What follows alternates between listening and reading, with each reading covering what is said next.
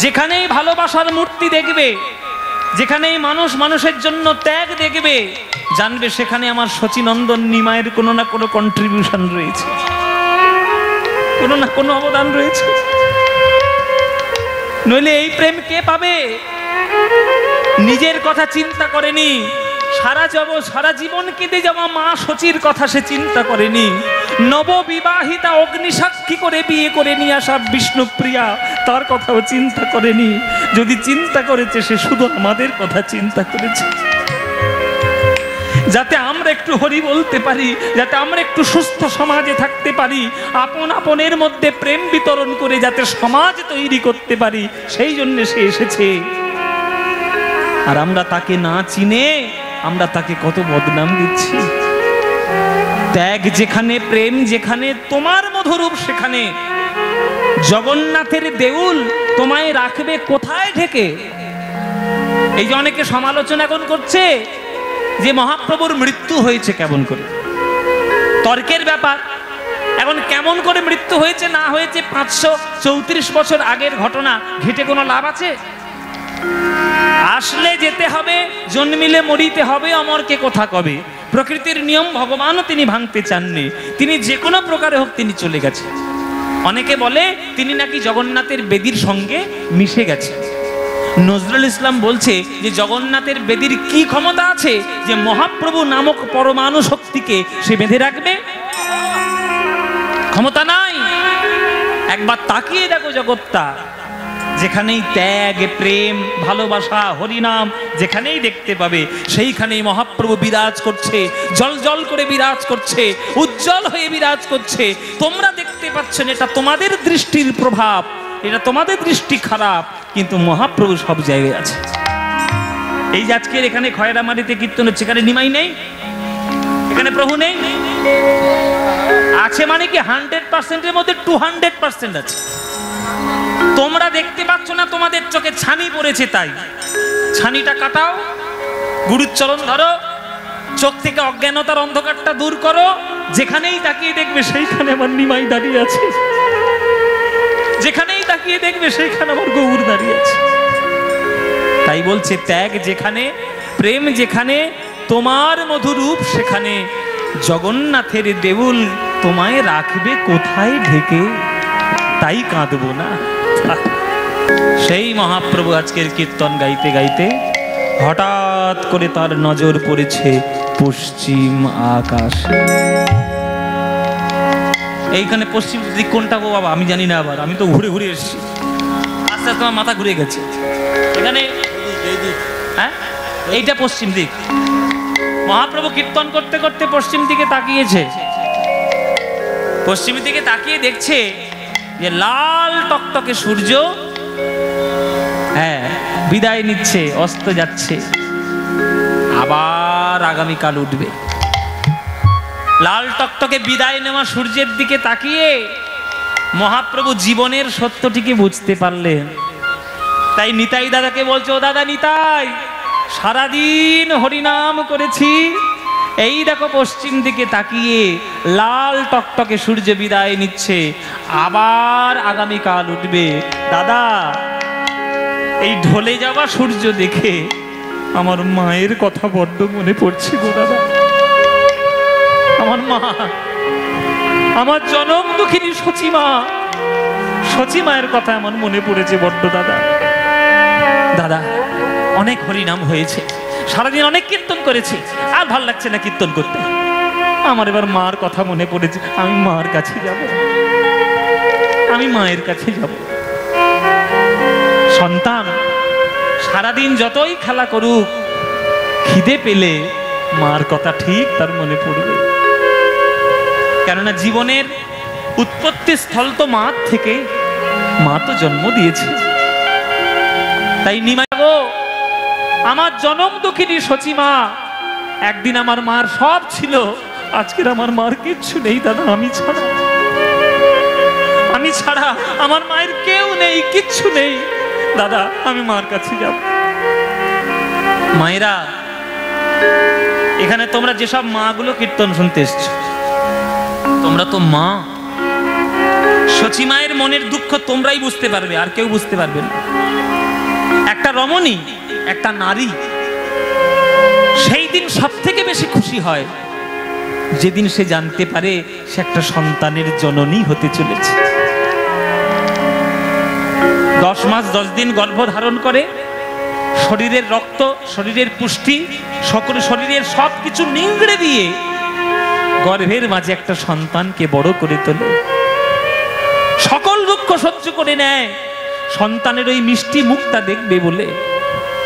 একটা প্রসব যন্ত্রণা যে কি যন্ত্রণা সে মা ছাড়া আর কেউ কোনোদিন বুঝবে না। এখন তো প্রসব সাধারণত নর্মাল তো হয় না, এখন আবার ডাক্তারি কাটা ছেঁড়া হয়, সেটাও কি কম যন্ত্রণা? ওই যে কোমরে ইঞ্জেকশনটা দিল, সারা জীবনের মতো তোমার কোমরটা শেষ, আর নেই কোমর, সারা জীবন ওই ঘাটাকে নিয়ে তোমায় বেড়াতে হবে। কিন্তু তবুও মা সব সহ্য করে নিচ্ছে সন্তানের মিষ্টি মুক্তি দেখবে বলে। কিন্তু সেই সন্তান যদি মার কাছে এসে, মায়ের কোলে এসে, মায়ের কোলে যদি মাথা পেতে যদি মরে যায়, সেই দুঃখ, সেই কষ্ট জগতে কোনো কষ্টের সঙ্গে তুলনা হয়? শচী মা আমার সেই মা, একটা নয়, দুটো নয়, 8টা কন্যা সন্তান তার কোলে মাথা পেতে মরে গেছে। যে মা সন্তান হারিয়েছে সে মা বুঝতে পারবে যে সন্তান হারানোর কি ব্যথা। তারপরে তার বড় ছেলে বিশ্বরূপ, সেও সন্ন্যাসী হয়ে চলে গেল চোখের সামনে থেকে। সেই দুঃখ সহ্য করতে না পেরে জগন্নাথ মিশ্র সেও তাড়াতাড়ি স্বর্গবাসী হয়ে গেলেন, স্বামী হারা হলেন আমাদের শচী মা। মনে দুঃখ ভোলার জন্য তাড়াতাড়ি বিয়ে দিল নিমাইকে লক্ষ্মীপ্রিয়া বলে একটা মেয়ের সঙ্গে। সেও বেশি দিন টিকলো না। মহাপ্রভু যখন তার ঠাকুরদাদার বাড়ি ঘুরতে গেলেন পূর্ববঙ্গে, এদিকে সর্পদংশনে তার মৃত্যু হলো নবদ্বীপে। সে হচ্ছে আমার নিমাই। নিমাই হলো মা শচীর একমাত্র চোখের মনি। দাদা গো, আমার সেই মার কথা মনে পড়েছে দাদা। আমি আমার মার কাছে যাব, আমি মার কাছে যাব, আমি মার কাছে। এই শ্রীবাস, এই গদাধর, এই অদ্বৈত, চলো সব খোল করতাল গুড়ি নাও, চলো এবার আমরা ঘরে যাই, আর হরিনাম ভাল লাগছে। মহাপ্রভু আমার ঘরে আসছেন, মহাপ্রভু আমার ঘরে যাচ্ছেন। এই ঘরে ফেরার গান পদকর্তা পদাবলিতে লিখছেন। কোথাকার পদকর্তা? আপনাদের মুর্শিদাবাদের পদকর্তা। এই মুর্শিদাবাদের পদকর্তা এই পদাবলি লিখছেন যে মহাপ্রভু কেমন করে ঘরে ফিরছেন। দেবা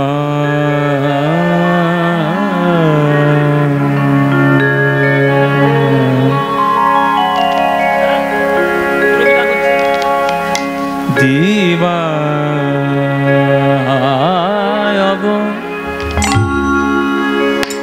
অবসান হে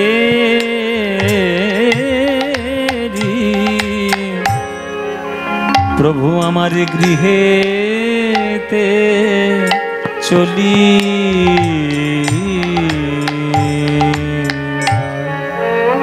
দাসপাহিরা তালে মহাপ্রভুর ঘরের ফেরার গান।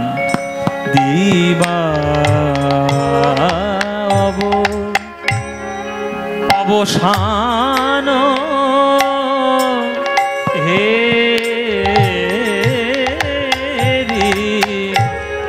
প্রভু আমার গৃহেতে চলি।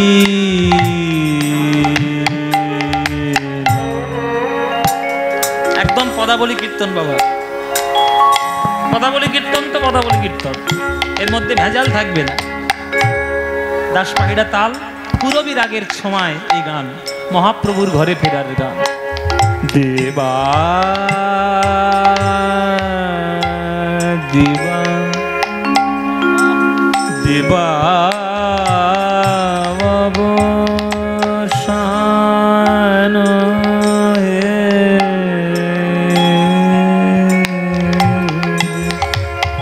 অবসান হে অবসান অবসান অবসান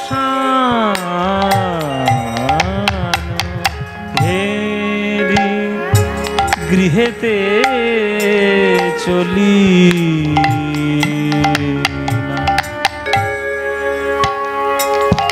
জননী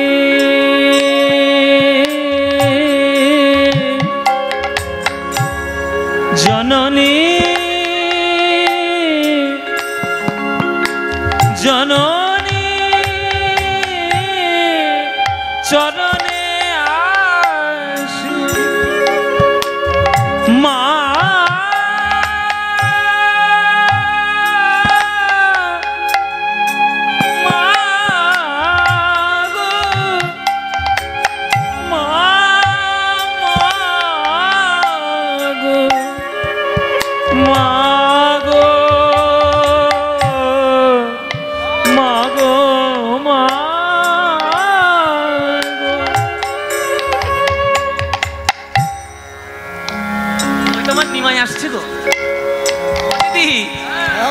ওই দেখো আমার নিমাই, আমার নিমাই। এই মার কথা মনে পড়েছে তাই নিমাই আসছে। সারাদিন হরিনাম করেছে আমার ছেলেটা, সারাদিন হরিনাম করে আমার ঘরে ফিরছে। আমার ঘরের ছেলে, আমার ছেলে। ও যদি হাজার হাজার লোকের মধ্যে থাকে আমি একবার দেখলেই চিনতে পারবো জানো, কারণ আমার নিমাই হচ্ছে সব থেকে বেশি লম্বা। হরি বল হরি বল।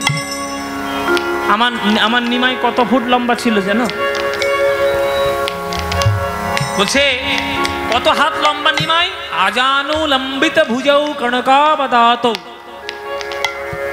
ও মাইরা, আজানু লম্বিত ভুজৌ। আজানু, জানু মানে কি? জানু মানে হচ্ছে হাঁটু, আর আজানু মানে হাঁটু পর্যন্ত।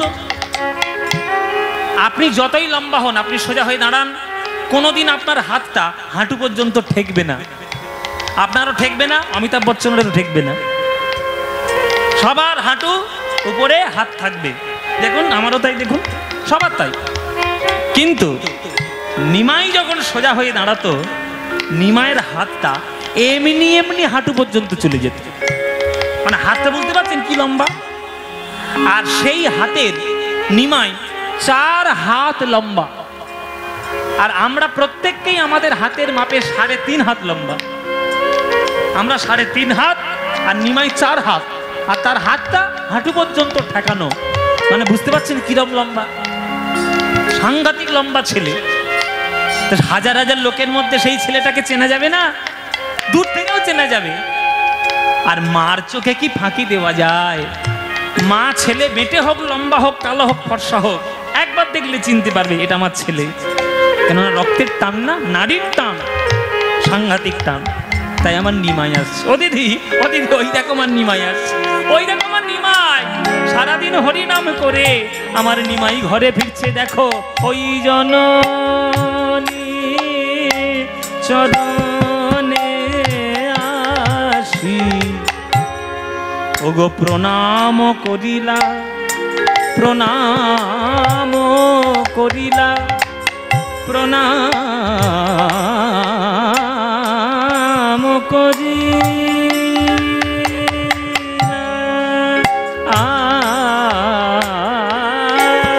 জননী চরণে আসি আমার প্রভু প্রণাম করি।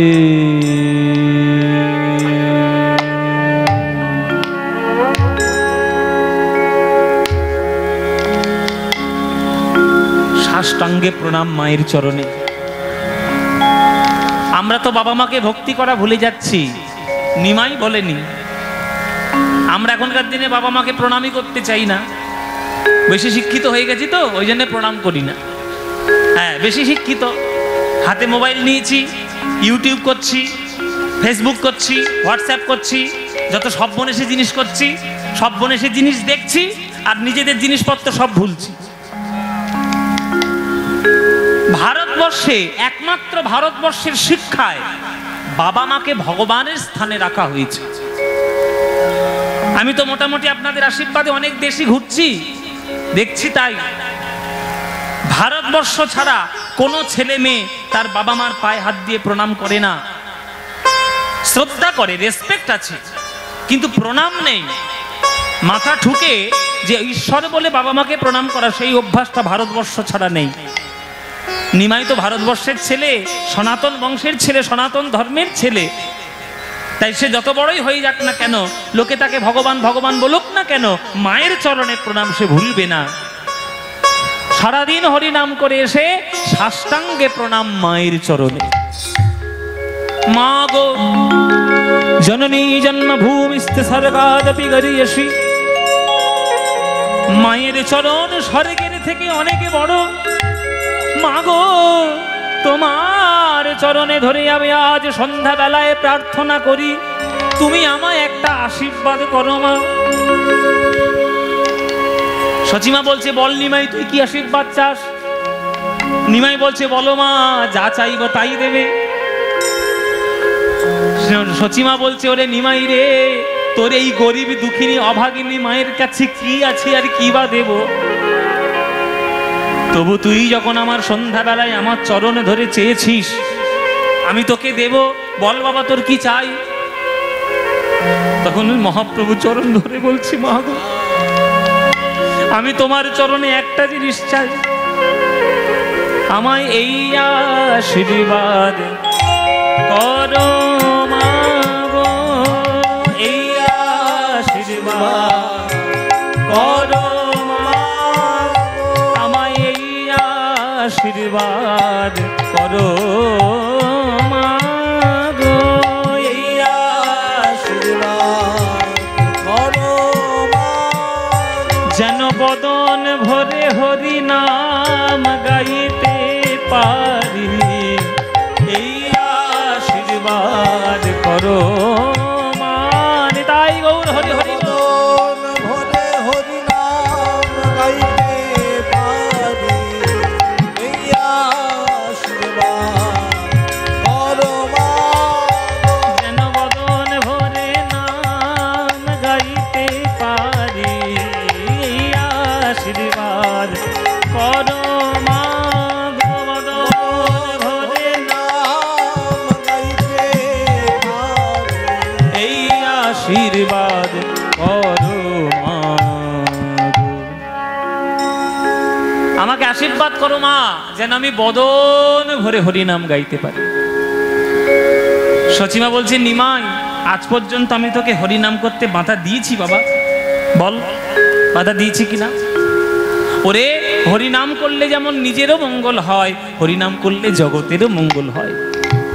তবু এই সন্ধেবেলায় তুই যখন আমার চরণে চোপড়ে আশীর্বাদ চাইছিস, নে বাবা, এই গোটা নবদ্বীপবাসীর সামনে আমি তোকে আশীর্বাদ করলাম, তুই যত পারিস হরিনাম গা, যত পারিস হরিনাম গা। এই আশীর্বাদটা করতে গিয়ে মা সচি চোখ দুটো বন্ধ করেছে। এবার এতক্ষণ তো চোখ জলে ভরা ছিল, চোখ যখন বন্ধ করেছে তখন চোখ থেকে 2 বিন্দু জল গাল বেয়ে মাটিতে পড়েছে, চোখ পরিষ্কার। এতক্ষণ নিমাইকে দেখে চোখটা জলে ভরা ছিল, ওই জন্যে আবছা আবছা দেখছিল। এখন পরিষ্কার দেখছে নিমাইকে, ঝকঝক করছে নিমাই। এই পরিষ্কার নিমাইকে কেমন করে দেখছে?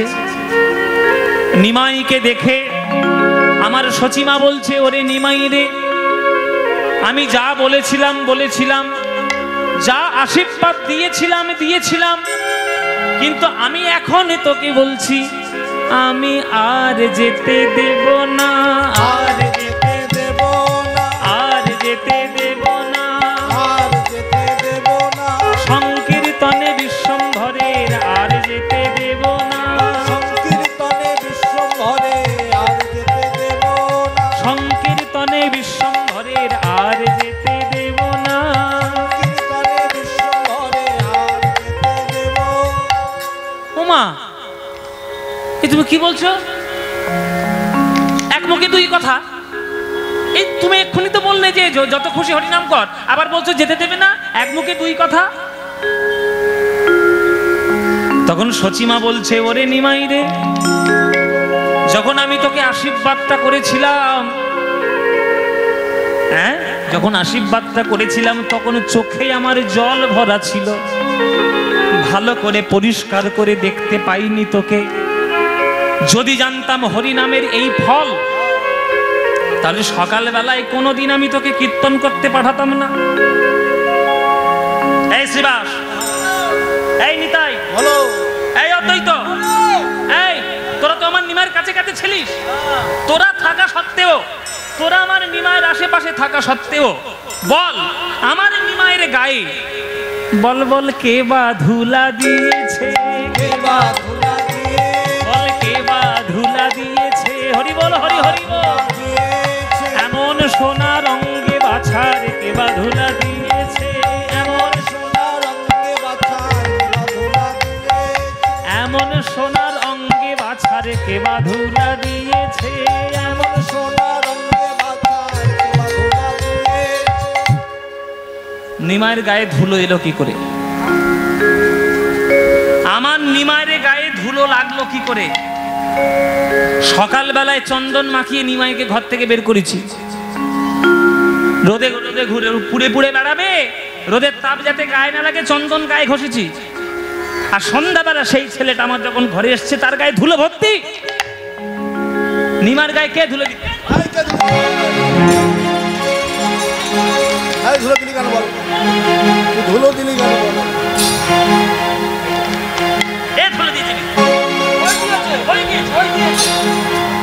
এই গদাধর দিয়েছে, এই কে দিয়েছিস? আমার ছেলের গায়ে কে ধুলো দিয়েছিস? এই দিয়েছে, এই গদাধর। সকালবেলায় চন্দন মাখিয়ে ঘর থেকে বাইরে বের করেছি, সেই ছেলের গায়ে ধুলো। মা গেছে রেগে, ছেলের গায়ে ধুলো এলো কি করে? ও মায়েরা, এটা তো স্বাভাবিক ব্যাপার। তোমার ছেলের যদি গায়ে কেউ ধুলো ভর্তি করে দেয়, তোমার রাগ হবে না? আরে বাড়ি বয়ে ঝগড়া করে আসবো। এটা আবার বাড়ি বই কোমর বেঁধে ঝগড়া করে আসবে? ছেলে গায়ে ধুলো দিক না, বাড়ি বয়ে ঝগড়া করে ঝগড়াটে আসবে। লোক তো, ঝগড়াটে লোক। ও মায়েরা কি করবে? তোমরা ঝগড়া করবে না? তাহলে আমার নিমাইকে সকালবেলায় চন্দন গায়ে দিয়ে আমি বাড়িতে থেকে বাইরে পাঠিয়েছি, সেই ছেলের গায়ে ধুলো কি করে এলো ধুলো? মা রেগে গিয়েছে, গদাধরের উপর খুব হম্বিতম্বি করছে, তো বলতে কে ধুলো দিয়েছে? গদাধর তখন ভয় পেয়ে গেছে, ভয় পেয়ে হাত জোর করে থরথর করে কাঁপছে। বাবা, মা বকুল আস্তে আস্তে করে মার কাছে এসে বলছে, মা তুমি বিশ্বাস করো মা, তোমার নিমায়ের গায়ে আমরা কেউ ধুলো দিইনি। তাহলে নিমায়ের গায়ে ধুলো এলো কি করে? বলে সেই কথাটা তোমার নিমাইকেই জিজ্ঞেস করো। তোমার ছেলে তো বড় হয়েছে, আর যত বড় হচ্ছে তত বদমাইশ হচ্ছে, তত দুষ্ট হচ্ছে, আমাদের কারোর কথা মানে না, আমাদের কারোর কথা শোনে না। তোমার নিমাইকেই জিজ্ঞেস করো কি করে ধুলো এলো। তোমার নিমায়ের একটা স্বভাব হয়ে গেছে গো মা, যেখানে রাস্তার মধ্যে হরিনাম করতে করতে যেতে যেতে ধুলো দেখবে, তোমার নিমায়ের সেইখানেই গিয়ে একটু গড়াগড়ি দিয়ে দেবে। সচিমা বলছে, আমার নিমাই ধুলোয় গড়াগড়ি দিবে কেন? আমার নিমাই কি কচি খোকা, 5 বছরের বাচ্চা? এই ধুলো দেখলে গড়াগড়ি দেবে? আমার নিমাই পণ্ডিত ছেলে, কেশব কাশ্মীরিকে পর্যন্ত হারিয়ে দিয়েছে। হ্যাঁ, কত বড় বড় শাস্ত্রজ্ঞ পণ্ডিতকে হারিয়ে দিয়েছে, সেই ছেলে ধুলো মাখবে কেন? গদাধর মনে মনে বলছে, মা গো, তুমি তো তোমার নিমাইকে চেনো না। তোমার নিমাই কি এমনি এমনি ধুলো মাখে গো? এমনি এমনি নয়, তোমার নিমাই ধুলো মাখার সাধ পেয়েছে, সাধ পেয়েছে, সাধ পেয়েছে, সাধ পেয়েছে, ভক্ত পদ ধুলো মাখার সাধ পেয়েছে। হরি বল হরি বল হরি ধুলো বল। মাখার সাধ পেয়েছে, ভক্ত পদ ধুলো মাখার সাধ পেয়েছে, ভক্ত পদ ধুলো মাখার সাধ পেয়েছে, ওই ভক্ত পদ ধুলো মাখার দেখে সাধ মিটাইছে, ভক্ত পদ ধুলো মাখার দেখে সাধ মিটাইছে, ভক্ত পদ ধুলো মাখার সাধ পেয়েছে, সাধ পেয়েছে, সাধ পেয়েছে। ও মায়েরা, ধুলো মাখার স্বাদ কি গো? একে ও ওইটাই, হ্যাঁ। ও মায়েরা, ধুলো মাখার স্বাদ কেমন গো? মানে ধুলো ধুলো কখনো টেস্ট করে দেখেছো? হ্যাঁ, ধুলো টেস্ট করে দেখো নি? আর যদি না দেখে দেখো তো পায়ে তো ধুলো আছে, চেটে দেখো না কিরকম। হ্যাঁ, ছোটবেলায় খেয়েছিল। ছোটবেলায় খেয়ে দেখেছে ধুলো কেমন, টক না মিষ্টি না তেতো না ঝাল না নুন নুন কিরকম মায়েরা? মায়েরা, এইখানে ধুলো মাখার স্বাদ মানে জীবের স্বাদ নয়। এখানে ধুলো মাখার স্বাদ মানে হচ্ছে ইচ্ছা, বাসনা, কামনা, চাহিদা। খাওয়ার স্বাদ নয়, স্বাদ পেয়েছে। খাওয়ার স্বাদ হলে বানান হবে দন্তের শয় বয় আকার দ, আর স্বাদ হয়েছে মানে দন্তের শয় আকার ধ। হ্যাঁ, স্বাদ মানে ইচ্ছা। আমার ওই ধটাই চাই। আমার মহাপ্রভুর আমার নিমায়ে ওই স্বাদ হয়েছে মানে ইচ্ছা হয়েছে, কামনা বাসনা হয়েছে ভক্তের পদ ধুলো মাখার। এই ইচ্ছেটা আজকের ইচ্ছে নয়, এই ইচ্ছেটা দাপর যুগের ইচ্ছা। ও মায়েরা, দাপর যুগে কৃষ্ণ একদিন মনে মনে বসে বসে ভাবছে যে আমি ভক্তের ভক্তি পাবো কি করে। লোকে তো আমার চরণে প্রণাম করে, কই আমি তো কারোর চরণে প্রণাম করতে পারি না, আমি ভক্তি পাবো কি করে? লোকে তো আমায় বলে সর্বজ্ঞ, ভক্তি করা না জানলে তো আমি অজ্ঞ হয়ে গেলাম, সর্বজ্ঞ তো হতে পারলাম না। শাস্ত্রদেরকে ডেকেছে বাড়িতে, 4 বেদ, উপনিষদ, বেদান্ত, পুরাণ, শাস্ত্র সবাইকে ডেকেছে ভগবান। এই আমার প্রশ্নের উত্তর দাও, ভক্তি পাবো কি করে? কোন শাস্ত্রের ক্ষমতা নেই বাবা যে কৃষ্ণের মুখের উপর বলবে যে আপনি ভক্তি পাবেন কি করে। কিন্তু যে সৎ হয়, যার আগে পিছে কেউ থাকে না, সে সত্যি কথা বলতে কখনো পিছপা হয় না। এতগুলো শাস্ত্রের মধ্যে একটা শাস্ত্র, সৎ শাস্ত্র, উঠে দাঁড়িয়ে বলছে প্রভু আমি বলবো আপনি কি করে ভক্তি পাবেন। সেই শাস্ত্রটার নাম কি? শ্রীমদ্ ভাগবত। শ্রীমদ্ ভাগবত। ভাগবত উঠে দাঁড়িয়ে বলছে ঠাকুর আমি জানি আপনি কেমন করে ভক্তি পাবেন। কৃষ্ণ বলছে বলো ভাগবত, আমি কি করে ভক্তি পাবো বলো। তখন ভাগবত বলছে হে ঠাকুর, হে গোবিন্দ, ভক্তের ভক্তি যদি পেতে চাও, ভক্তি লাভ করার জন্য একটা রাস্তার ভিখারি যা করে, বিশ্ব ব্রহ্মাণ্ডের মালিক হলেও তোমায় তাই করতে হবে। যদি করতে পারো তবেই তুমি ভক্তি পাবে, নইলে তুমি ভক্তি পাবে না। তখন কৃষ্ণ বলছে বলো কি করে পাবো। ভাগবত বলছে নৈষাং মতিস্তবদ্র ক্রমাং হিং স্পৃশত্তন্যে পগম যদর্থ মহিয়সাং পাদরজহোভিষেকং নিষ্কিঞ্চনানং নঃ গৃহীত যাবত। যতদিন না ভক্তের চরণ ধুলিতে স্নান করা না যায়, ততদিন তো হৃদয়ের মধ্যে ভক্তির উদয় হয় না। ভক্তের চরণ ধুলিতে স্নান করতে হবে ভগবান। আপনি পারবেন? যদি পারেন তবেই প্রেম পাবেন, নইলে প্রেম পাবেন না। কৃষ্ণ বলতে যাচ্ছা বিপদ, সবাই আমার চরণে প্রণাম করতে আসে, এখন আমি আবার কার চরণে প্রণাম করব? হাজার হাজার লক্ষ লক্ষ কোটি কোটি ভক্ত, কার চরণের ধুলো আমি মাখবো?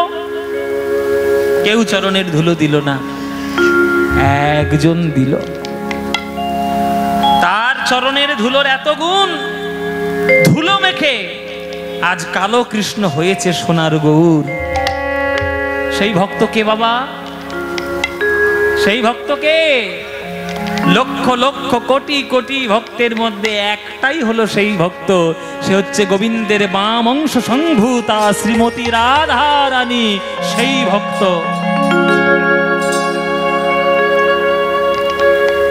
স্মর গরল খণ্ডনং মম শিরসি মণ্ডনং দেহি পদ পল্লবমুদারম। হে রাধে, তোমার চরণ রূপী পল্লব আমার মস্তকের ভূষণ কর। ওই কুঞ্জ মাঝে গিয়ে যখন রাধা রানীর চরণ ধুলো কৃষ্ণ গায়ে মাখলো, চরণের ধুলো গায়ে দিল, সেই রাধা রানীর চরণের ধুলোর গুণে আমার কালো কৃষ্ণ সোনার গৌর হলো। কালো কৃষ্ণ সোনার গৌর হলো। তাই ধুলো মাখার স্বাদে যদি একটা কালো কৃষ্ণ সোনার গৌর হয়, সেই গৌর মনে মনে ভাবল, একটা ভক্তের চরণ ধুলো মেখেছিলাম, তাতে কালো থেকে ফর্সা হলাম, বাঁকা থেকে সোজা হলাম, মূর্খ থেকে পণ্ডিত হলাম।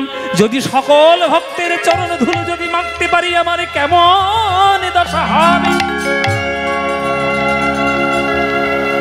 তাই সকল ভক্তের চরণে ধুলো মাখার জন্য আজ আমার নিমাই নদীয়ার মাঝে এসে যেখানে ধুলো দেখে সেখানে গড়াগড়ি দেয়, আর মুখে বলে হরি নাম, মুখে বলে হরি নাম।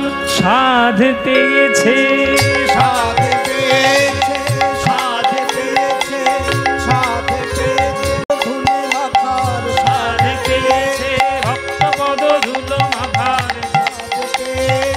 ভক্ত পদ ধুলো মাখার সাধ পেয়েছে, ভক্ত পদ ধুলো মাখার সাধ পেয়েছে, ভক্ত পদ ধুলো মাখার দেখে সাধ মিটাইছে, ভক্ত পদ ধুলো মাখার দেখে সাধ মিটাইছে, ভক্ত পদ ধুলো মাখার ভক্ত পদে সাধ পেয়েছে। ধুলায় ধূসর অঙ্গ গদ গদ ভাস, ধুলায় ধূসর অঙ্গ গদ গদ ভাস, ধুলায় ধূসর অঙ্গ গদ গদ ভাস, অঙ্গ গদ গদ ভাস। এ রাধা মোহন পদ করত হিয়া, সে রাধা মোহন পদ করত, এ রাধা মোহন পদ করত হিয়া, হে রাধা মোহন পদ করত হিয়া। এই হচ্ছে রাধামোহন ঠাকুর, আপনাদের মুর্শিদাবাদ জেলার পদকর্তা। এই খয়রামারি মহতি হরি সভায় আপনাদের এত ভক্তের আগমনে হাজার হাজার ভক্ত এই তীব্র গরমে এত দূর দূর থেকে ছুটে এসে এখানে কীর্তন শোনার জন্য বসেছেন। আপনারা আপনাদের এই অনুরাগ, কীর্তনের প্রতি ভালোবাসা এক নব বৃন্দাবন যেন তৈরি করেছে আজ খয়রামারি গ্রামে।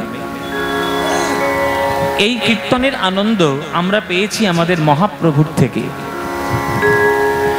আমাদের নিমাই, আমাদের ঘরের ছেলে নিমাই, আমাদের প্রাণের ছেলে নিমাই, সে যদি না আসতো রাধা গোবিন্দের প্রেমকে প্রত্যেকটি মানুষের হৃদয়ের মধ্যে প্রদান করার জন্য, আজকের এই খয়রামারি গ্রামে এতগুলো লোকের বাহার আগমন কোনোদিন হতো না, কোনোদিন হতো না। তাই আমি সকল বাঙালিকে বলি যে আপনারা বাঙালি হয়ে জন্মগ্রহণ করেছেন, অধঃপতনের দিকে না গিয়ে একটু ঊর্ধ্বপথে গমন করুন। কেননা ধীরে ধীরে তো অধঃপতনগুলো হচ্ছে। এখন মহাপ্রভুর কৃপা যদি বুঝতে না পারেন আরো অধঃপতনই যাবেন। মহাপ্রভু আমার নিমাই প্রত্যেকটি মানুষকে এক সূত্রে গাঁথবে বলে যে হরিনামের ধারা তিনি নিয়ে এসেছিলেন, সেই হরিনাম আর দ্বিতীয় কোথাও পাবেন না, কোনো রাজ্যে, কোনো দেশে।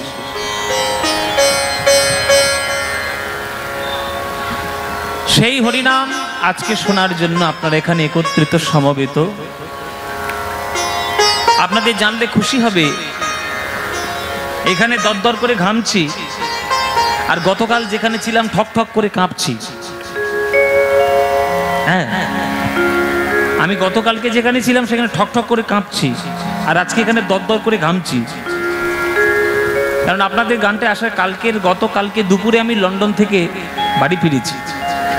লন্ডনে অনুষ্ঠান ছিল, লন্ডনে অনুষ্ঠান করে এসে কালকের কলকাতায় নেমেছি, আর সেইখানে আজকে এখানে দরদর করে ঘামছি। সেখানে সোয়েটার, মাফলার, চাদর মুড়ি দিয়েছিলাম। আমাদের দেশটাই ঠান্ডার দেশ, এখন আবার একটু কম ঠান্ডা, সামান্য, মানে আমাদের পৌষ মাসে যেমন ঠকঠক করে কাঁপি, ওদের এখন সেটা, ওরা বলছে কম ঠান্ডা, মানে বেশি ঠান্ডা কোনটা চিন্তা করুন। কিন্তু দুটো জায়গায় দেখলাম, যে দেশে ঠকঠক করে কাঁপছি আর দেশে দরদর করে ঘামছি, দুটো দেশের পরিবেশগত পার্থক্য আলাদা, কিন্তু দুটো জিনিসের একটা জিনিস একটাই, দুটো জিনিসের একটা কমন জিনিস। সেটা কি? হরিনামের মধ্যে যে আনন্দ, সেই আনন্দ কোথাও আর পাওয়া যাবে না। শীতে লন্ডনে বসে তারাও হরিনাম করছে, আজকের খয়রামরি মুর্শিদাবাদে আমরাও এসে হরিনাম করছি। তাহলে মহাপ্রভুর বাণী সত্য যে পৃথিবীতে যত আছে নগরারি গ্রাম সর্বত্র প্রচারিত হইবে মোর এই নাম। এখন আমরা যদি সেই মহাপ্রভুকে না চিনতে পারি, আমাদের অশিক্ষা, আমাদের অরুচি কুরুচির জন্য আমরা যদি শুধুমাত্র নিজেদের স্বার্থসিদ্ধির জন্য যদি চলার চেষ্টা করি, হরিনামের মহিমা যদি না জানি, তাহলে আমাদের অধঃপতন আরো হবে। কীর্তন শুধুমাত্র একটা ধর্মীয় গান নয়, কীর্তনটা হচ্ছে বিরাট বড় একটা সমাজ তৈরি করার একটা মন্ত্র। মহাপ্রভুর হরিনামে চাঁদ কাজীর মতো মুসলমানও ছিলেন, হরিদাসের মতো মুসলমানও ছিলেন, সার্বভৌমের মতো ব্রাহ্মণও ছিলেন, চাপাল গোপালের মতো তান্ত্রিকও ছিলেন, প্রতাপ রুদ্রের মতো রাজাও ছিলেন। এমন কোনো লোক নাই যে মহাপ্রভুর দলে নাই। মহাপ্রভু সকল ভক্তকে নিয়ে একটা মালা গাঁথতে চেয়েছেন। একটা মালার মধ্যে যেমন বিভিন্ন ফুল থাকে, তবেই তো মালার সৌন্দর্য বৃদ্ধি হয়, তেমনি হরিনামের মালার মধ্যে বিভিন্ন ধর্মের মানুষ থাকবে, তবেই তো হরিনামের মালাটা উজ্জ্বল হবে। সেই প্রেমের সমাজ তৈরি চেয়েছেন আমার মহাপ্রভু। আর হতভাগ্য বাঙালিগুলো এখনো বুঝতে পারলো না যে মহাপ্রভু কি চেয়েছে।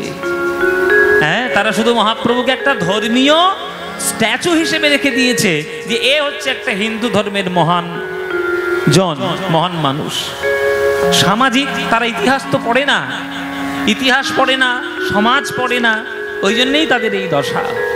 আমরা যারা গৌর ভক্ত তারা তো তাকে ভগবান বলে মানবই, কিন্তু যারা ইতিহাসবিদ তারা যদি ভগবান বলে নাও মানেন, তারা মনে করবেন যে মহাপ্রভু আমার নিমাই হচ্ছে সমাজ সংস্কারক, আমার মহাপ্রভু হচ্ছে অহিংস আন্দোলনকারী, আমার মহাপ্রভু হচ্ছে বিরাট বড় একটা সঙ্গীতজ্ঞ, সাহিত্য জন্ম দেওয়ার মূল স্রোত।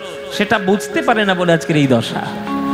সেই মহাপ্রভু হরিনাম করছে, হরিনাম ছাড়া তার আর আছেটাই বাকি। শ্রীবাস, অদ্বৈত, গদাধর, হরিদাস সবাইকে নিয়ে আজকের কীর্তন করছে নবদ্বীপের বুকে।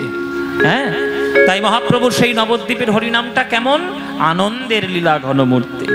হ্যাঁ, যে খেলা খেললে শুধু আনন্দই পাওয়া যায়, সেটা হচ্ছে মহাপ্রভুর হরিনাম। খেলো এ বিনোদ খেলা আমার গোরা বনমালী, খেলো এ বিনোদ খেলা গোরা বনমালী, খেলো এ বিনোদ খেলা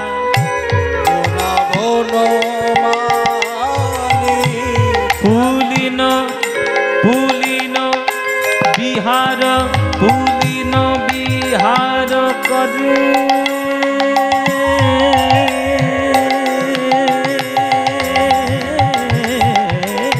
পুলিন বিহার করে আমার ভক্ত মণ্ডলী, পুলিন বিহার করে ভক্ত মণ্ডলী, পুলিন বিহার করে, পুলিন বিহার করে আমার ভক্ত মণ্ডলী, পুলিন বিহার করে ভক্ত মণ্ডলী।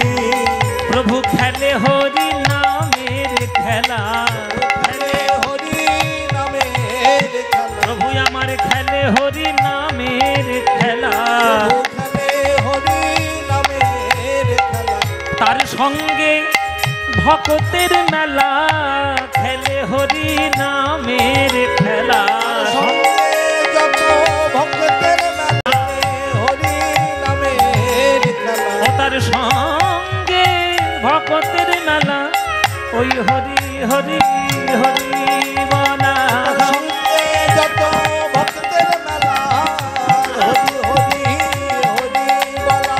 ওগো দূর হলো আমার মায়ার জ্বালা, হরি হরি হরি বলা, দূর হলো মায়ার জ্বালা, হরি হরি হরি বলা।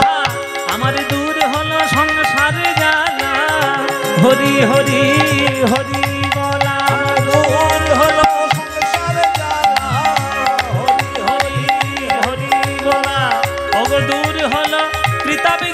মুখে হরি হরি হরি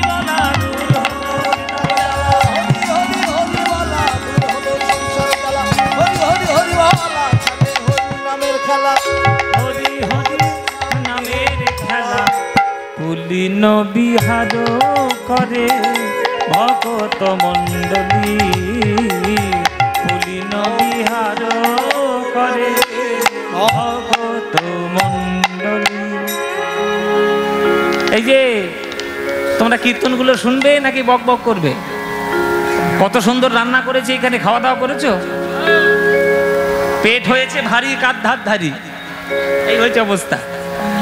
এই আমাদের খয়রামারির ভক্ত বৃন্দগণ, মানে কর্তৃপক্ষের ভক্ত বৃন্দগণ আপনাদেরকে কীর্তন শোনাবে বলে ভালো ভালো কীর্তনিয়া নিয়ে এসেছে, খাওয়া দাওয়ার ব্যবস্থা করেছে, প্রসাদের ব্যবস্থা, সব ব্যবস্থা।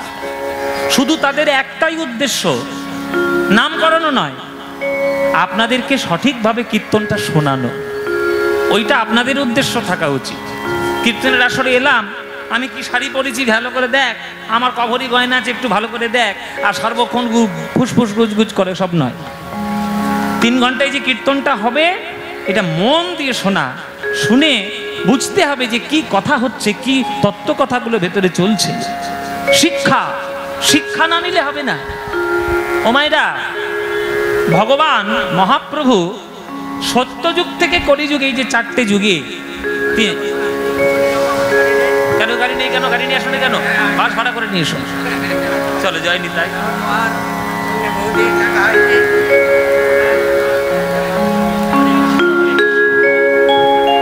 এটা কি আমাকে দিলে নাকি?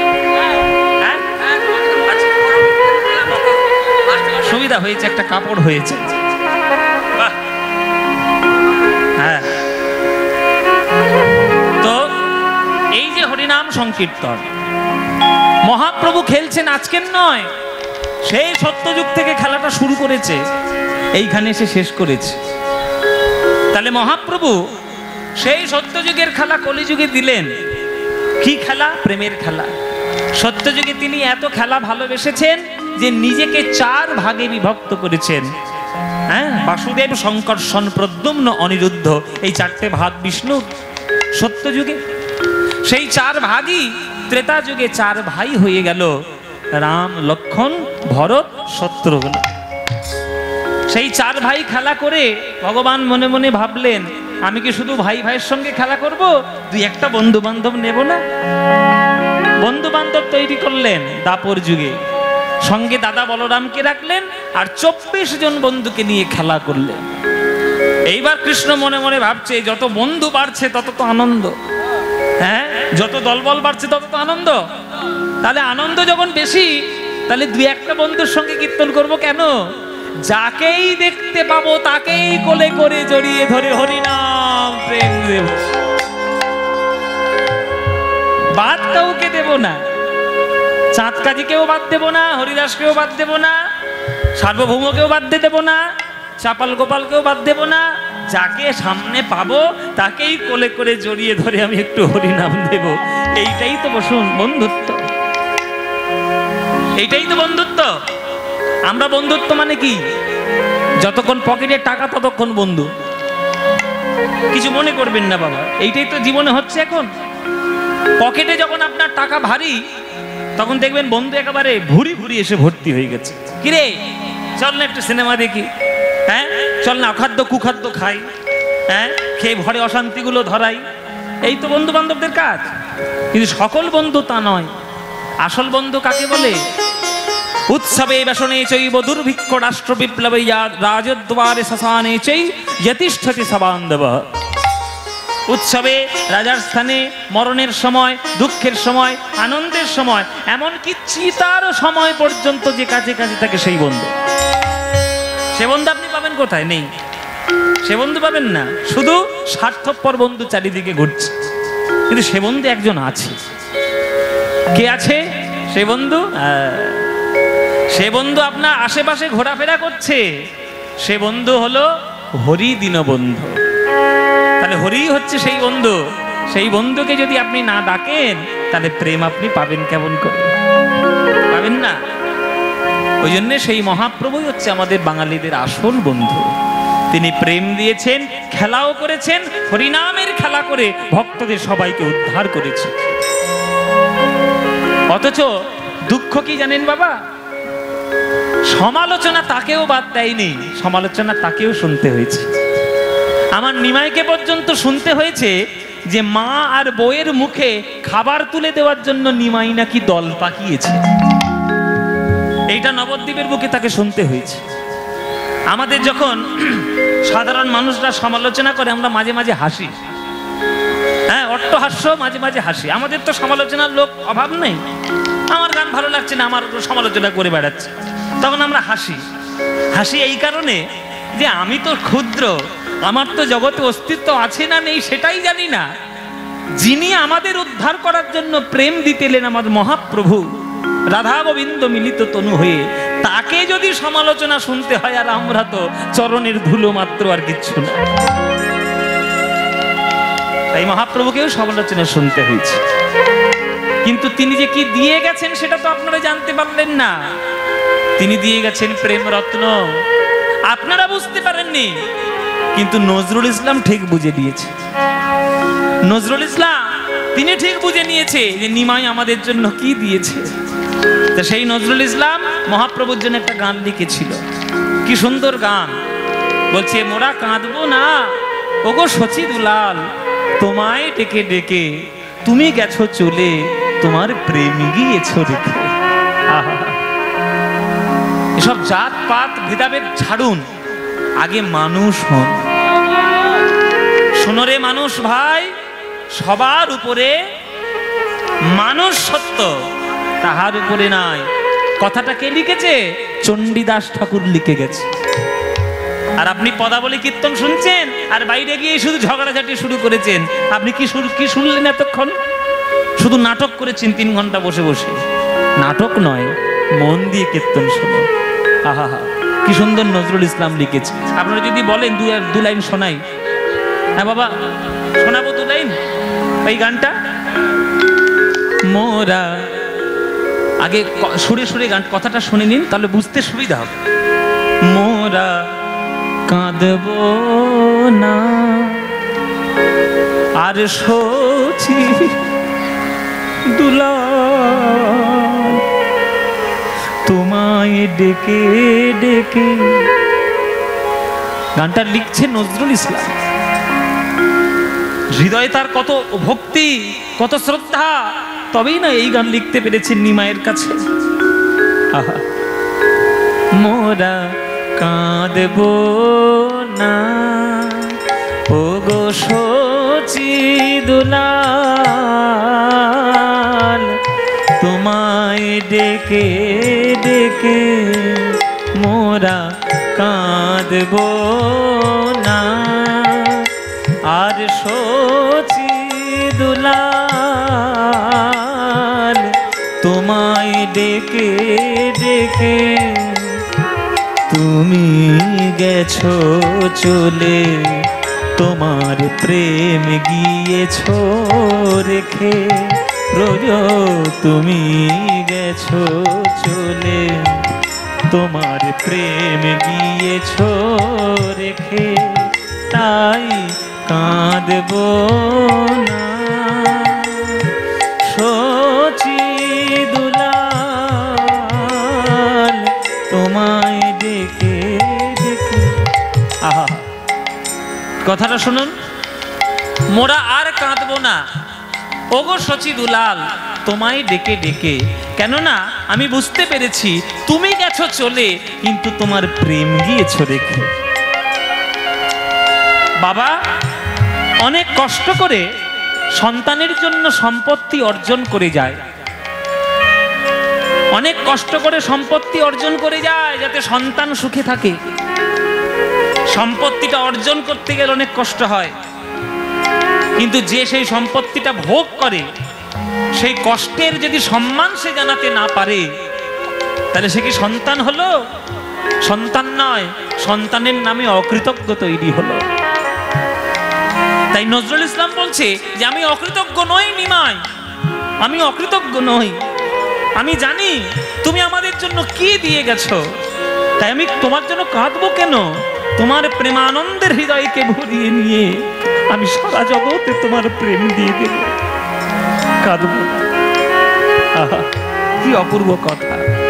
ত্যাগ যেখানে, প্রেম যেখানে, তোমার মধু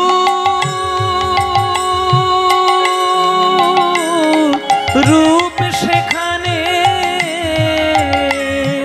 ত্যাগ যেখানে, প্রেম নিতাই গৌর হরি হরি বল। তোমার মধু রূপ সেখানে, ত্যাগ যেখানে, প্রেম যেখানে, তোমার মধু রূপ সেখানে।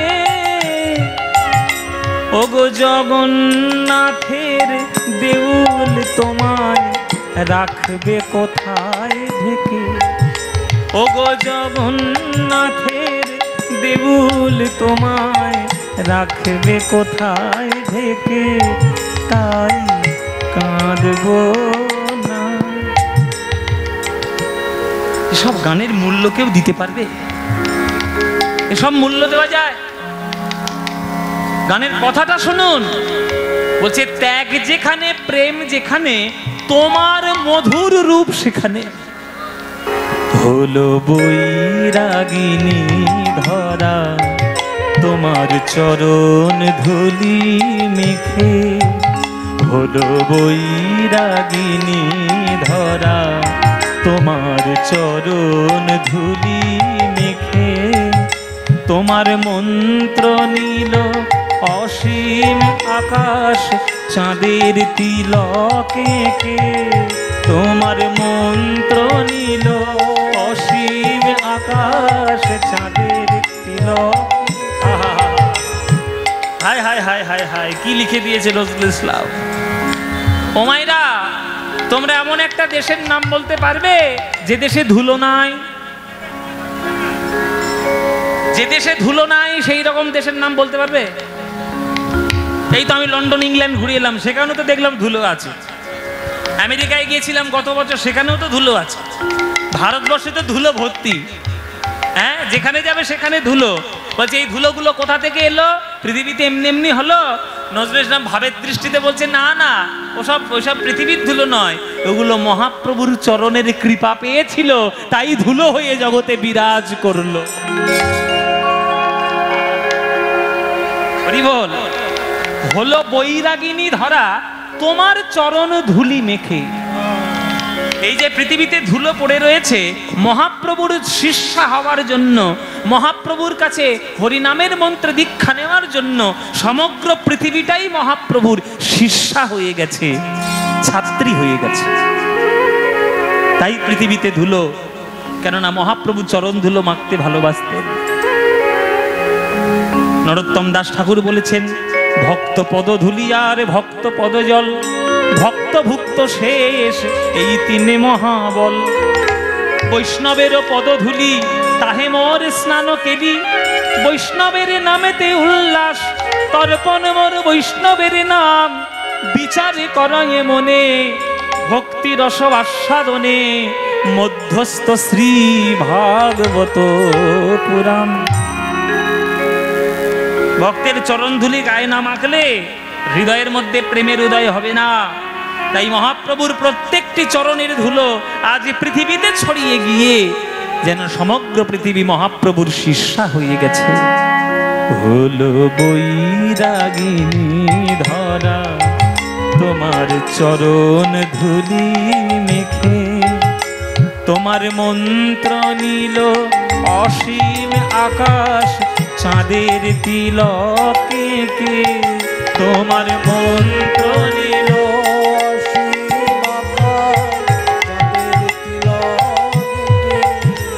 ওগো সুন্দর যা কিছু হেরি রূপ সে সচি,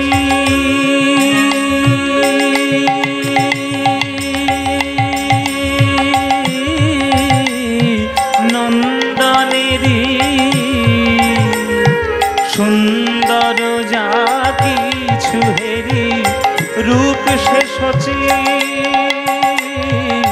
নন্দনেরই তোমার ডাক শুনি যে আজও হৃদয় পুরীর সাগর থেকে, তোমার ডাক শুনি যে আজও হৃদয় পুরীর সাগর থেকে, তাই কাঁদব না। অপূর্ব। যাদের ভালো লাগছে তাদের সৌভাগ্য, আর যাদের ভালো লাগছে না দুর্ভাগ্য। বলে দিলাম, আমার একদম স্পষ্ট কথা বাবা, তোমার রাগে গা ছেটে গেলেও আমার দেখার দরকার নেই। গানগুলো না বুঝলে, গানের কথাগুলো না বুঝলে দুর্ভাগ্য যে তোমাদের এখনো জ্ঞান হয় নাই। এই গানটা লিখেছে নজরুল ইসলাম, শুধু নয়, নজরুল ইসলাম লিখেছে আবার সুরটাও দিয়েছে নিজে। আমি গানটা যখন প্রথম শুনেছিলাম আমার গুরুর কাছে, আমি অবাক হয়ে গেছি। যে আমি জিজ্ঞেস করলাম এটা কার গান, বলে এটা নজরুল ইসলামের গান, এটা কেউ গায় না, এই গানটা কেউ গায় না। কোন নজরুল ইসলাম, ভালো ভালো নজরুল গীতি আর্টিস্ট দেখবেন কেউ গায় না। নজরুল গীতি মানেই আমরা জানি মোমের পুতুল, মোমের দেশের মেয়ে, হ্যাঁ, রুম ঝুম নুপুর পায়, এইরকম নানান ধরনের। কিন্তু কত যে নজরুল ইসলামের সৃষ্টি আছে ভাবতে পারবেন না, অপূর্ব অপূর্ব সৃষ্টি। এই জন্যে এই গানটা আমি ভালো করে সুন্দর করে রেকর্ড করে আমার ইউটিউব চ্যানেলে ছেড়েছি, তাই কাঁদবো না। আজ পর্যন্ত কেউ রেকর্ড করেনি, আমি চেষ্টা করেছি রেকর্ড করে ছাড়তে। আজ এখনো পর্যন্ত 12-13 হাজার লোক দেখে নিয়েছে। এটাই আমার সার্থকতা, যে যদি নজরুল ইসলামের একটা সৃষ্টি মানুষের কাছে পৌঁছে দিতে পারে, সেটাই আমার কাজ, নইলে হবে না। গানটা লিখেছে যেমন নিজে, সুরটা দিয়েছেন নিজে, ভাবতে পারছেন কি অপূর্ব সুর। এই হচ্ছে বাংলা, এই হচ্ছে সংস্কৃতি, এই হচ্ছে প্রেম, যেখানে জাত নাই, ধর্ম নাই, বর্ণ নাই, বিদ্বেষ নাই, ভেদাভেদ নাই, শুধু ভগবানের প্রতি অফুরন্ত প্রেম, অফুরন্ত ভালোবাসা। সেই ভালোবাসার টানে মহাপ্রভুর ছুটে আসা।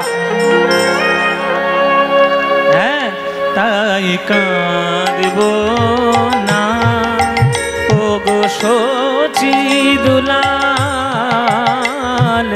তোমায় ডেকে ডেকে ওগো তুমি গেছো চলে, তোমার প্রেম গিয়েছো রেখে, তুমি গেছো চলে, তোমার প্রেম গিয়েছো রেখে, তাই কাঁদব না, তাই কাঁদব না, তাই কাঁদব না।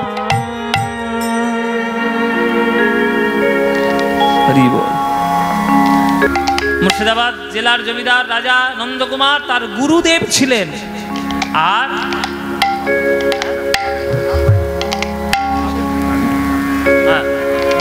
সেই রাধামোহন ঠাকুর আজকে এই পদাবলীটা রচনা করেছে। এই রাধামোহন ঠাকুর হচ্ছে বাবা শ্রীনিবাস আচার্যের নাতির নাতি। শ্রীনিবাস আচার্য নাম শুনেছেন, যে যাকে আচার্য প্রভু বলা হয়, সেই আচার্য প্রভুর নাতির নাতি এই রাধামোহন ঠাকুর। তিনি এই পত্রে রচনা করেছেন। এ রাধামোহন পদ করো তো হীরা, এ রাধামোহন পদ করো তো হীরা, এ রাধামোহন পদ করো তো হীরা, এ রাধামোহন পদ করো তো।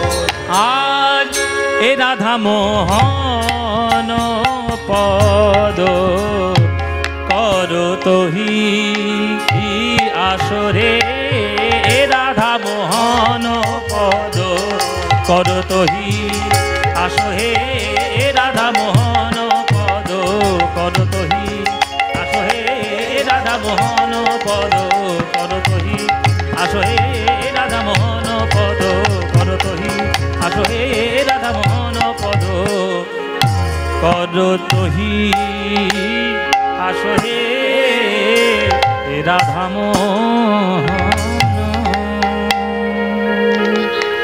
ব্যাস, গৌরচন্দ্রিকা সমাপ্ত করলাম।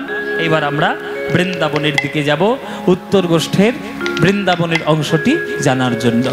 চলুন সবাই মিলে আমরা বৃন্দাবনে যাই। যদিও এটাও একটা বৃন্দাবন, আজকের খয়রামারি গ্রাম এটাও হয়েছে বৃন্দাবন। কৃষ্ণের নাম গানে, কৃষ্ণের লীলা সংকীর্তনে আজকে এটাই হয়েছে বৃন্দাবন। চলুন এই বৃন্দাবন থেকে যাব আমরা ধাম বৃন্দাবন। চলে রে আমার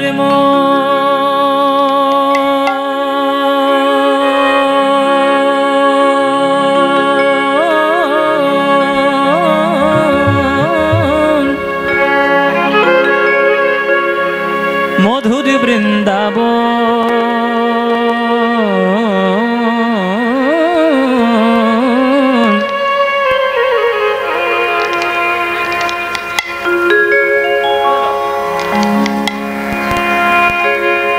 যমুনা পুলিনে যেথা মধুর বৃন্দাবন। চলে রে আমার ধ্বনি মাইরা মনরে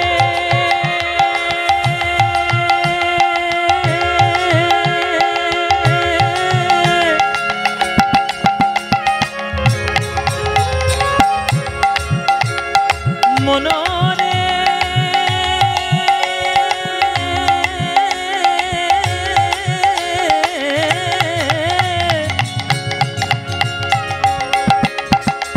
ওরে মনরে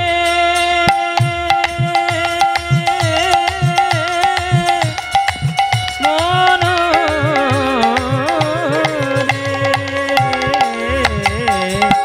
চলে রে আমার মন মধুর বৃন্দাবন। ধ্বনি হরি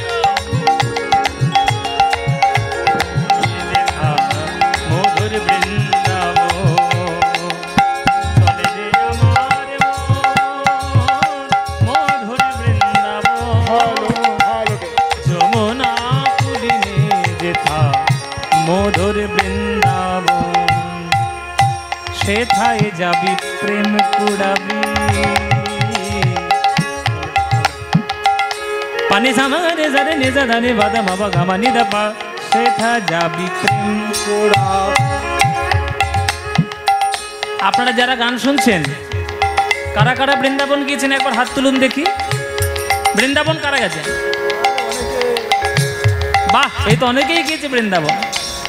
বৃন্দাবনে গেলে কি বলে বলে ঢুকতে হবে মায়েরা? কে? রাধে রাধে। কেন কৃষ্ণ কৃষ্ণ কৃষ্ণ বললে হবে না? রাম রাম বললে হবে না?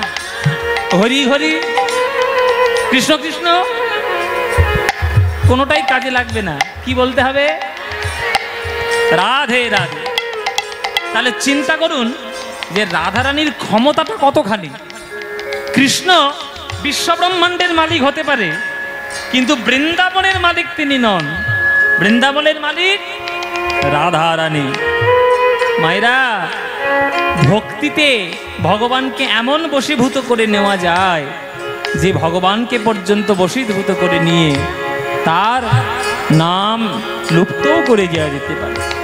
তাই দেখুন, ভগবানের থেকে বৃন্দাবনে ভক্তের নাম বেশি। সবাই বলে রাধে রাধে। সেথায় যাবি প্রেম কুড়াবি।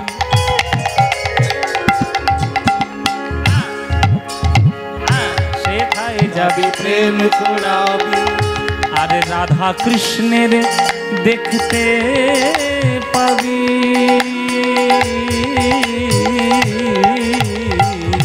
সেথায় যাবি প্রেম কুড়াবি।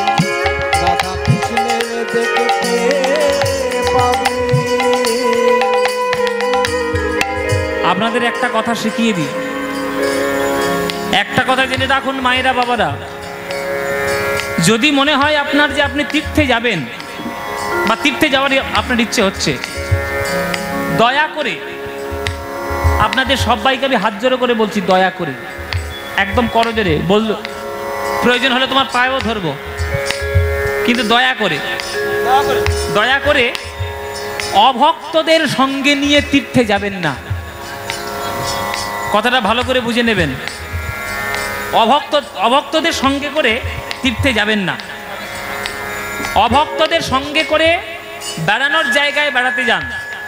দার্জিলিংয়ে যান, গোয়া যান, পুরী যান, হ্যাঁ, গ্যাংটক চলে যান, সিকিম চলে যান, হনুলুলু চলে যান। হনুলুলু বাননের মতো মুখটা সুদ করে বল।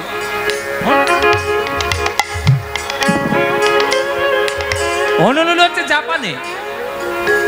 আমার কথা হচ্ছে কাশী, পুরী, বৃন্দাবন, গয়া, কেদারনাথ, বদ্রীনাথ, অমরনাথ, রামেশ্বরম, ভারতবর্ষ, নবদ্বীপ, বৃন্দাবন, এই যে ভারতবর্ষে যে তীর্থধাম, তীর্থস্থান, সেইখানে অভক্তদের সঙ্গে করে নিয়ে যাবেন না। কেননা অভক্তদের সঙ্গে করে নিয়ে গেলে তারা তীর্থের মহিমা বুঝবে না, তারা তীর্থের গুরুত্ব বুঝবে না, তারা তীর্থের পবিত্রতা বুঝবে না, তারা শুধু হোটেল খুঁজবে আর বাথরুম খুঁজবে, শুধু হোটেল খুঁজবে আর বাথরুম খুঁজবে। এইরকম ভক্তদের সঙ্গে না নিয়ে যাওয়াই ভালো। কেননা বৃন্দাবনে আপনি বাথরুম করতে যাননি, হোটেল খুঁজতে যাননি, আপনি বৃন্দাবনে গেছেন রাধা গোবিন্দের প্রেম লাভ করার জন্য।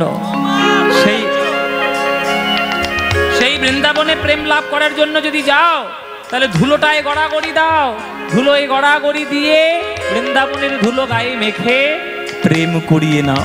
সেথায় যাবি প্রেম কুড়াবি।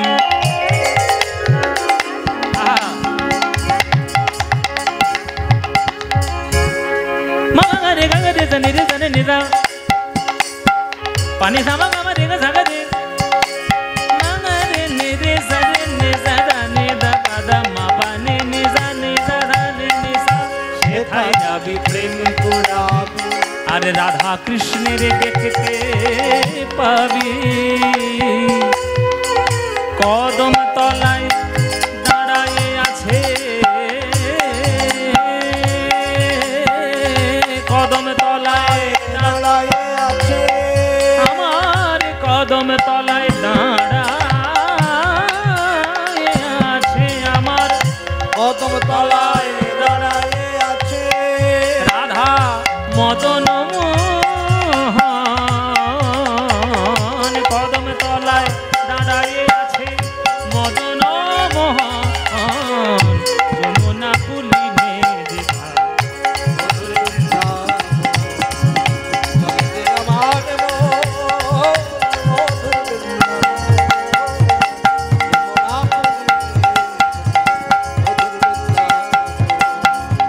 যমুনা পুলিনে যেথা মধুর বৃন্দাবন।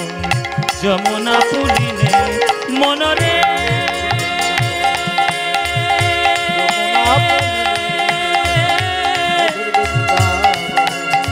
মনরে ওরে আমার মনরে বৃন্দাবন বৃন্দাবন বৃন্দাবন বৃন্দাবন বৃন্দাবন বৃন্দাবন বৃন্দাবন বৃন্দাবন বৃন্দাবন।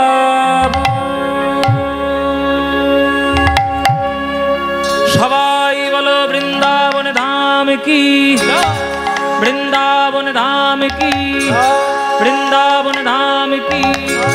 শ্রীমতী রাধা রানী কি, শ্রীমতী রাধা রানী কি, শ্রীমতী রাধা রানী কি।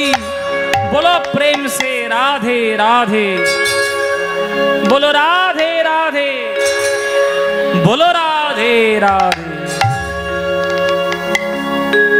সবাই এলাম আমরা বৃন্দাবন, দেখবো আমাদের উত্তর গোষ্ঠলীলা কৃষ্ণের। সুরধু সুরধুনী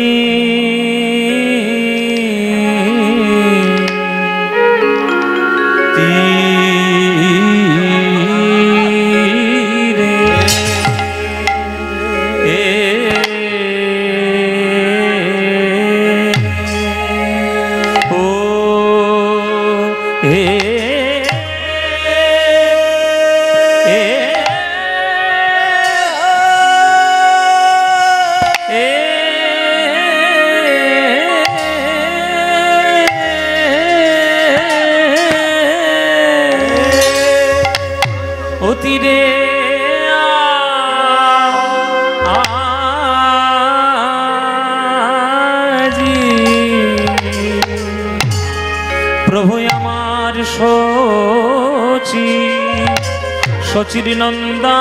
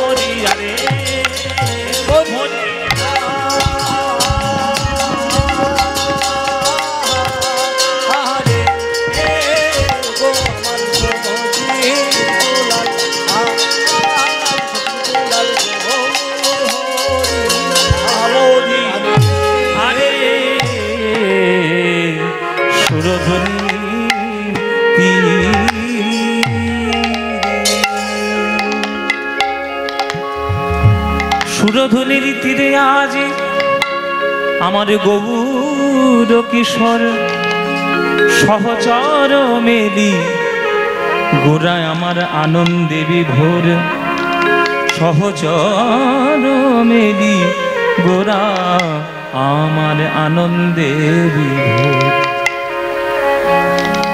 আমার গৌর হরি শচীর নন্দন গৌর হরি বাংলার হৃদয়ের প্রাণের নয়নের মণি গৌর হরি হরিনাম সংকীর্তনে সুরধ্বনি গঙ্গার তীর ধরে সকল ভক্তদের নিয়ে প্রেমানন্দে তিনি মেতে রয়েছে। হরিনামের থেকে তো বড় আনন্দ এই জগতে কিছু নাই, যে আনন্দ 8 থেকে 80 সকল বয়সের মানুষকে একভাবে আনন্দ দিতে পারে। ওই জন্যে দেখবেন কীর্তনের আসরে একটা 8 বছরের বাচ্চাও যেমন থাকবে, আবার তেমনি আপনাদের মতো 80 বছরের বৃদ্ধও থাকবে। এমন একটি গান যেখানে সকল মানুষের মনস্কামনা পূর্ণ হয়। দেখবেন কোনো ফাংশনের আসরে, কোনো হিন্দি গানের আসরে কোনো 80 বছরের বৃদ্ধ যাবে না, কোনো 11 বছরের বাচ্চা ছেলে যাবে? যাবে না। কেননা বাবা মা জানেই যে ওখানে গেলেই শুধু অশান্তি পাবে আর শিক্ষার কিছু পাবে না, শুধু স্রোতের টানে গা ভাসানো পাবে। কিন্তু কীর্তনের আসরে কোলে কোলে ছেলেটাকে নিয়ে আসা হয় কেন? এমন একটি গান যেটি জীবন গঠন তৈরি করতে আমাদের অনেক কাজে লাগে। কীর্তন শুধুমাত্র এন্টারটেনমেন্ট নয়, কীর্তন শুধুমাত্র আনন্দ করে যাওয়ার গান নয়, কীর্তনটা জীবন গঠন করার গান। এক একটি পদ, এক একটি তত্ত্ব, এক একটি সঠিক গুরুমুখী বিদ্যা যদি হয়, তাহলে কীর্তন শোনা ব্যক্তি সে আজকের এখানে থাকলেও কীর্তন শুনবে, লন্ডনে গেলেও কীর্তন শুনবে। তাই সুরধ্বনির তীরে আমার গৌর কিশোর সহচর মেলি গোরা আনন্দে বিভোর। যে আনন্দে ঈশ্বরমুখী হয়ে যাওয়া যায় তার থেকে তো বড় আনন্দ নেই, তাকে বলে পরমানন্দ শক্তি। ভগবান ওই আনন্দ শক্তির দ্বারা তৈরি, আর সেই আনন্দ প্রেম দেওয়ার জন্য আমার নদিয়ায় গৌর হরি। হ্যাঁ, সুরধ্বনি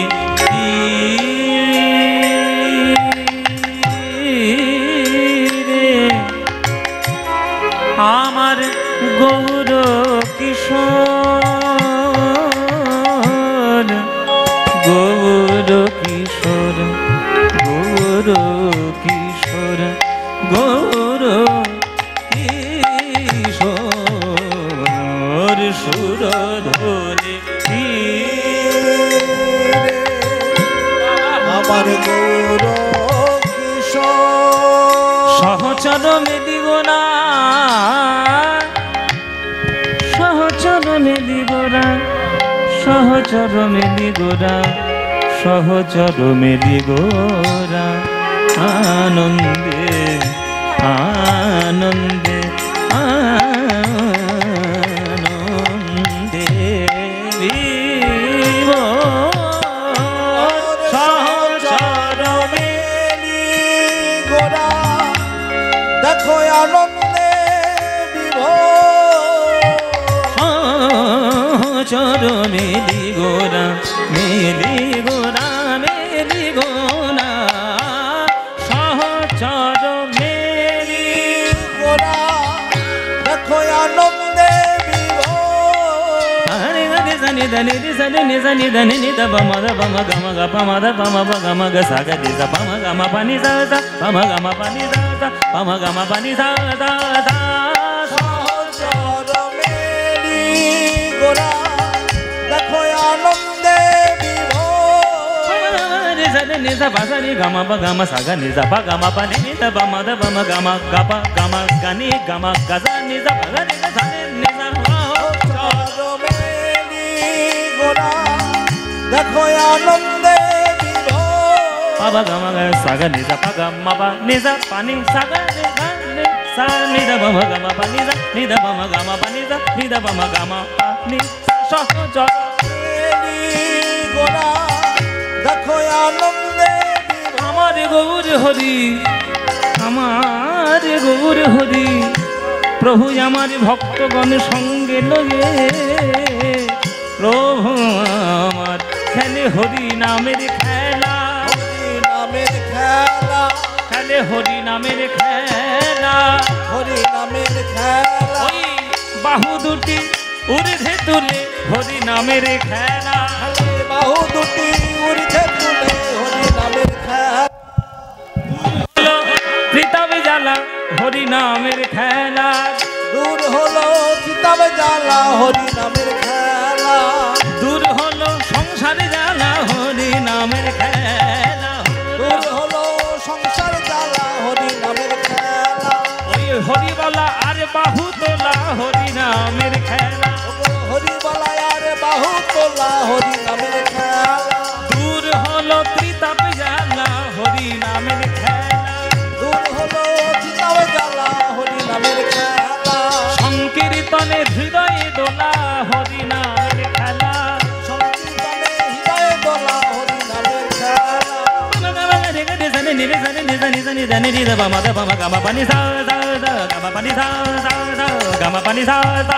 কৃষ্ণ কৃষ্ণ কৃষ্ণ বলা হরি নামের খেলা, রাধে রাধে রাধে বলা হরি নামের খেলা, কৃষ্ণ কৃষ্ণ কৃষ্ণ বলা হরি নামের খেলা, রাধে রাধে বলা হরি নামের খেলা, ওই হৃদয় মন্দির হলো উতলা হরি নামের খেলা, হৃদয় মন্দির হরি বলা হরি নামের খেলা, রাধে রাধে রাধে বলা হরি নামের খেলা, কৃষ্ণ কৃষ্ণ কৃষ্ণ বলা হরি নামের খেলা, আহা হৃদয় মন্দির ওই হরি হরি হরি বলা হৃদয় মন্দির হলো উতলা হরি হরি হরি বলে হৃদয় মন্দির হরি বলা হরি হরি হরি বলা হৃদয় মন্দির হরি বলা হরি হরি হরি বলা হৃদয় মন্দির হরি বলা হরি হরি হরি বলা হরি নামের খেলা, সহচর মেলি গোড়ায় আমার আনন্দে বিভোর, আনন্দে বিভোর, আনন্দে বিভোর।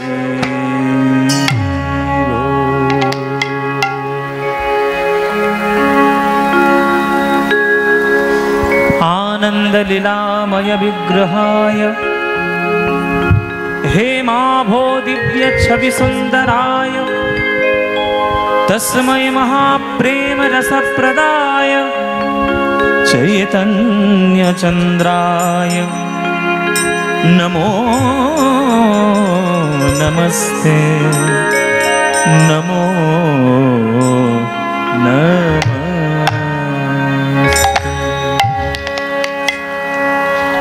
জয় নিতাই। উপস্থিত সকল কৃষ্ণ অনুরাগী গৌর ভক্তবৃন্দের চরণে আমার কোটি কোটি দণ্ডবৎ প্রণাম। আমার সকল গুরুবর্গের চরণে আমার শত সহস্র কোটি দণ্ডবৎ প্রণাম।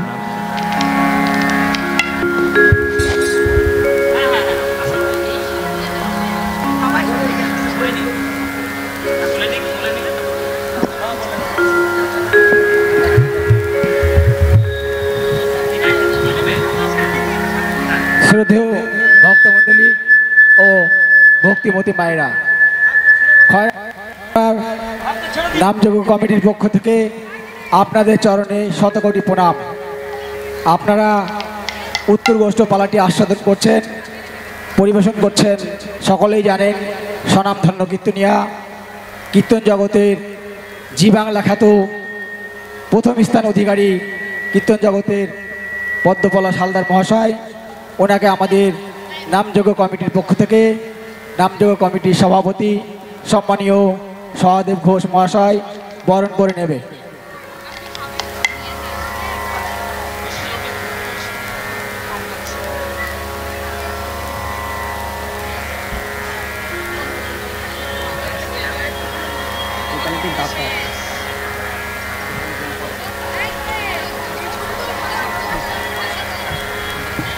জয় জনিতায় গোষ্ঠীতে প্রবন্ধ একবার হরি হরি বল হরি বল।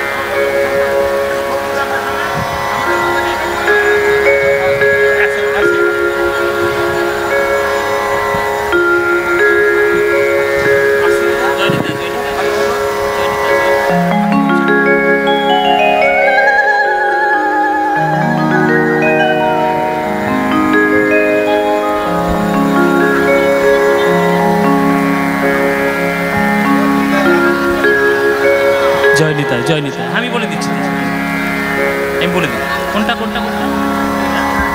স্বর্গীয় পঞ্চানন ঘোষের আত্মার শান্তির কামনায় এই আমাদের উত্তর গোষ্ঠর লীলাটি, এইটির পালা ভার বহন করছেন যারা, তারা হলেন শ্রী শান্তিবালা ঘোষ, পুত্রগণ সুখদেব, মহাদেব, সহদেব ঘোষ, পুত্রবধূগণ অর্চনা, প্রার্থনা, সুচরিতা ঘোষ, কন্যাগণ শিখা ও রেখা ঘোষ, নাতি নাতনিগণ খয়রামারি, মুর্শিদাবাদ গ্রাম। এই উত্তর গোষ্ঠ পালার দায়ভার তারা সম্পূর্ণ গ্রহণ করেছেন। নিতাই গৌর হরি বল। এবার আমরা বৃন্দাবনে যাব, গিয়ে কৃষ্ণের উত্তর গোষ্ঠ লীলা আমরা আস্বাদন করব। এইবার এই যে মালা দেওয়াটা শুরু হলো, এটা কতক্ষণে থামবে এইবার ভগবান জানে। এই মালা দেওয়া শুরু হলো, যার গাছে যত ফুল হয়েছে সব মালা করে নিয়ে এসছে। জয় নিতাই। কি সুন্দর তোমাদের এই ভালোবাসা। বাবা হোক, মায়েরা হোক, যারাই কীর্তন শুনতে আসে, কীর্তনিয়ার জন্য একটি করে মালা নিয়ে আসে, ভালোবেসে আদর আশীর্বাদ দেওয়ার জন্য। চলুন আপনারা ধীরে ধীরে আসুন, ধীরে ধীরে দিয়ে যান, তার সঙ্গে সঙ্গে গানটাও চালিয়ে যায়, কেননা দেরি হয়ে গেলে মুশকিল হয়ে যাবে। চলুন আপনারা ধীরে ধীরে আসবেন, ধীরে ধীরে দিয়ে যাবেন। চলুন নিতাই গৌর প্রেমানন্দে হরি বল। এবার আমরা বৃন্দাবনে যাব, বৃন্দাবনের একটা গান গাইতে গাইতে বৃন্দাবনে যাব। চলুন একটা বৃন্দাবনের গান গাইবো নাকি নাকি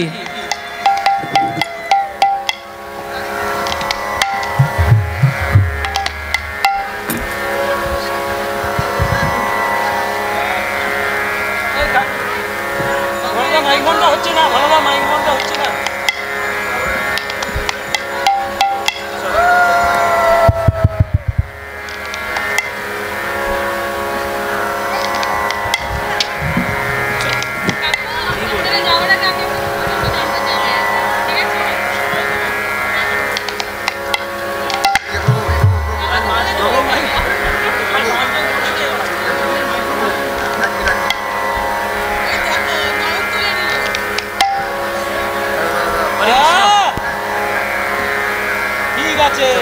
আচ্ছা এই মাইক্রোফোনটা হচ্ছে না, একটু দেখে নাও।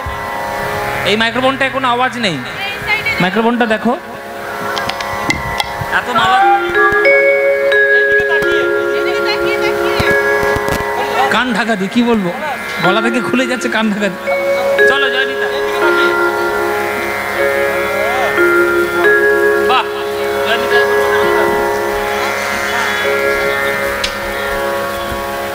জয় নিতা।